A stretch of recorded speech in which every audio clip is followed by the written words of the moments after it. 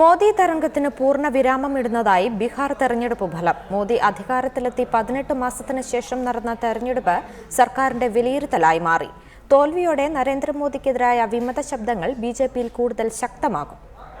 കഴിഞ്ഞ ലോക്സഭാ തെരഞ്ഞെടുപ്പിൽ സമീപകാലത്തെ ഏറ്റവും വലിയ ഭൂരിപക്ഷത്തിൽ അധികാരത്തിലെത്തിയ നരേന്ദ്രമോദിക്ക് ആദ്യം അടിതെറ്റിയത് ദില്ലി നിയമസഭാ തെരഞ്ഞെടുപ്പിലായിരുന്നു. അന്ന് വോട്ടർമാർ നൽകിയ ഷോക്ക് ട്രീറ്റ്മെന്റിന് ശേഷവും മോദി തരംഗത്തിന് മങ്ങലേറ്റിട്ടില്ലെന്ന് ആവർത്തിച്ച ബിജെപി നേതാക്കളുടെ വായടപ്പിക്കുന്നതാണ് ബീഹാർ തെരഞ്ഞെടുപ്പ് ഫലം. മുഖ്യമന്ത്രി സ്ഥാനാർത്ഥിയെ പ്രഖ്യാപിക്കാതെ മോദിയെ മുൻനിർത്തി വിജയം ആവർത്തിക്കുകയായിരുന്നു ബിജെപി തന്ത്രം. പങ്കെടുത്ത 30ലധികം റാലികളിൽ കേന്ദ്ര സർക്കാരിന്റെ നേട്ടങ്ങളായിരുന്നു മോദി മുന്നോട്ട് വെച്ചത്.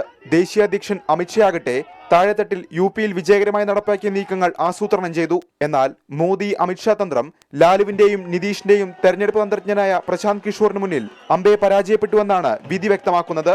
തോൽവിയോടെ മോദിക്കെതിരായ എതിർശബ്ദങ്ങൾക്ക് പാർട്ടിയിൽ ശക്തി കൂടും. തെരഞ്ഞെടുപ്പ് പ്രചാരണ രംഗത്തുനിന്ന് മാറ്റി നിർത്തപ്പെട്ട LK അദ്വാനി പ്രചാരണ രംഗത്ത് സജീവമാകാതെ നേതൃത്വത്തോട് ഇടഞ്ഞു നിൽക്കുന്ന ബീഹാറിൽ നിന്നുള്ള MP ശത്രുഘ്നൻ സിൻഹ, മുരളി മനോഹർ ജോഷി തുടങ്ങിയവർ തോൽവി ആയുധമാക്കും. തെരഞ്ഞെടുപ്പ് പരാജയത്തിന്റെ ഉത്തരവാദിത്തം ആർക്കാണെന്ന് നിശ്ചയിക്കണമെന്ന പ്രതികരണവുമായി ബീഹാറിലെ അരയിൽ നിന്നുള്ള ലോക്സഭാംഗം RK സിംഗ് രംഗത്തെത്തി കഴിഞ്ഞു.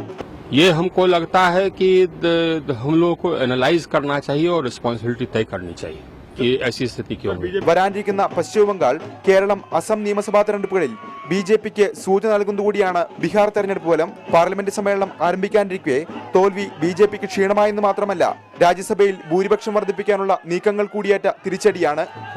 റിപ്പോർട്ടർ, ദില്ലി.